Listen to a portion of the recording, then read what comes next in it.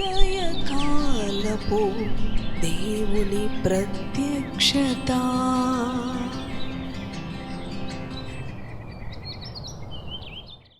Praise the lord, హల్లెలూయా. ప్రభునందు ప్రియ దేవుని బిడలారా, ప్రభు యొక్క అత్యంత కృపను బట్టి మరి యొక్క ఉదయకాల దేవుని ప్రత్యక్షపు వాక్కులోనికి వచ్చి ఉన్నాం. అవును, ఆయన ప్రత్యక్షపు వాక్కు ప్రతి ఉదయము ధ్యానించుట మన జీవితాలకు ధన్యకరము. ఆయన అత్యంత కృపను బట్టి సంవత్సరపు ముగింపు మాసములోనికి ప్రభు మనలను ప్రవేశపెట్టి ముందుకి నడిపిస్తూ ఉన్నాడు. ప్రియ దేవుని బిడ్డ, ఈ సంవత్సరం అంతా తన రెక్కల నీడలో సురక్షితంగా కాపాడిన దేవదేవుని స్తుతిస్తూ ఈ దినచర్యను నీ ప్రభుతో ప్రారంభించు.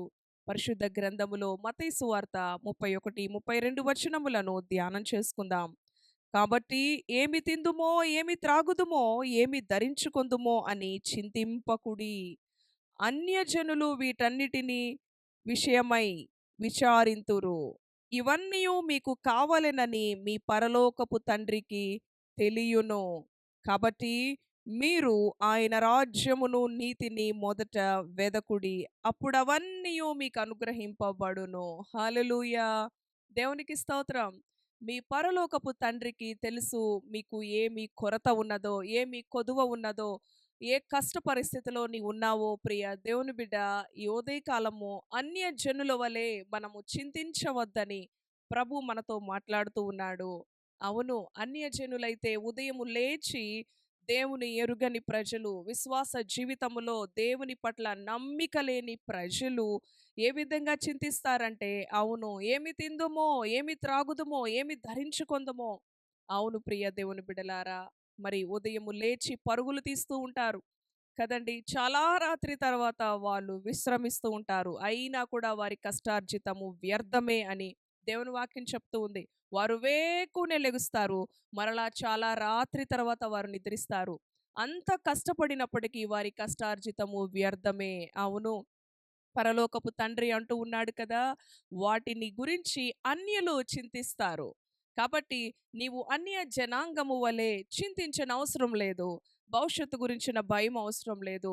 ప్రస్తుత పరిస్థితుల్లో నీవు ఏ స్థితిలో ఉన్నప్పటికీ కూడా నీ కుటుంబం గురించి, నీ వ్యక్తిగత అనుభవం గురించి, అవును ప్రియ దేవుని బిడ్డ, నీవు ఏ పని కలిగి ఉన్నప్పటికీ, ఏ ఉద్యోగం కలిగి ఉన్నప్పటికీ, ఏ విద్యను నీవు చదువుతూ ఉన్నప్పటికీ కూడా, ఏ స్థాయిలో ఉన్నప్పటికీ కూడా, ఒక చిన్న కూలివైనా మరి గొప్ప అధికారివైనా, ఏ స్థితిలో ఉన్నా కూడా నీ దేవుని యందు విశ్వాసం ఉంచిన బిడ్డగా నీవు ఉన్నప్పుడు ఏ పరిస్థితులను బట్టి నీవు చింతించిన అవసరం లేదు.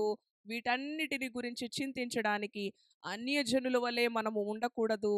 ఎందుకంటే మన పరలోకపు తండ్రి మనము ఏమై ఉన్నామో ఆయన ఎరిగిన దేవుడు. తన ప్రజలను పరిశీలన చేస్తూ ఉన్న దేవుడు. తన ప్రజలను ఆయన దృష్టిస్తున్న దేవుడుగా ఉన్నాడు.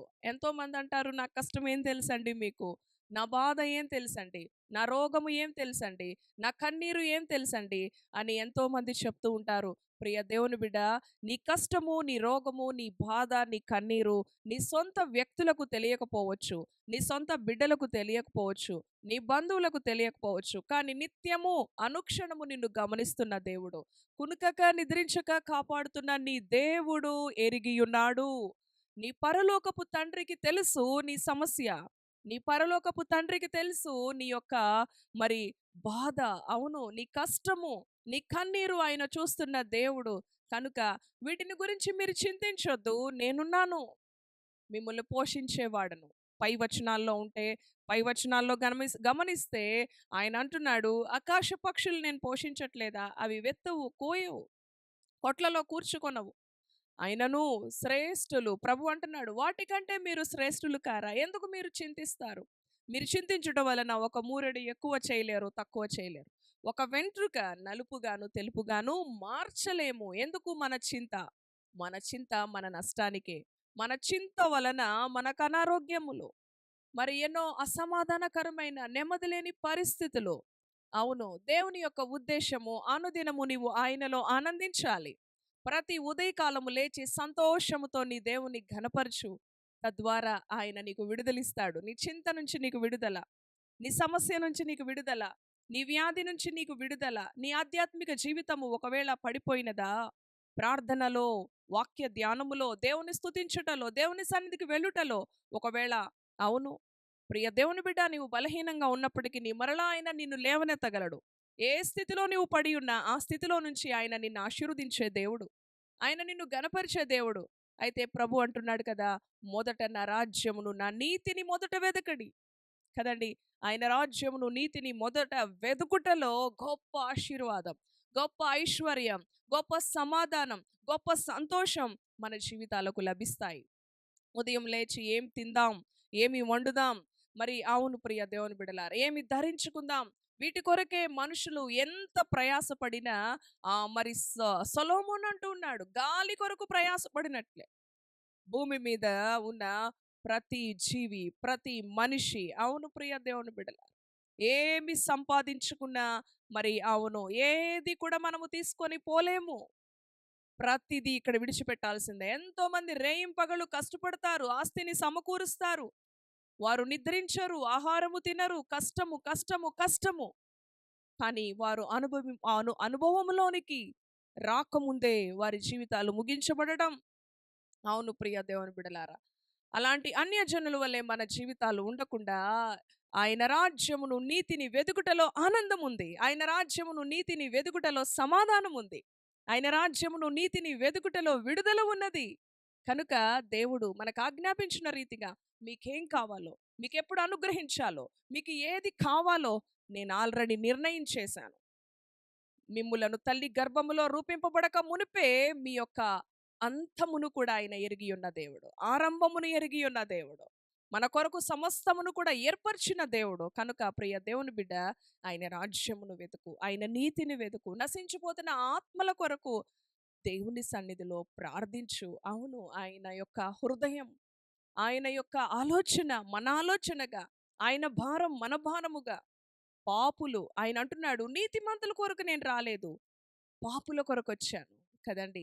అటు వారిని చూసినప్పుడు మనము చింతించాలి, అయ్యో ఈ ప్రజలకు విడుదల కావాలి, అయ్యో ఈ ప్రజలు నాశనకరమైన మార్గంలో పయనిస్తున్నారు, వారికి విడుదల కావాలి, వారు కూడా పరలోక రాజ్య వారసులుగా మార్చబడాలి.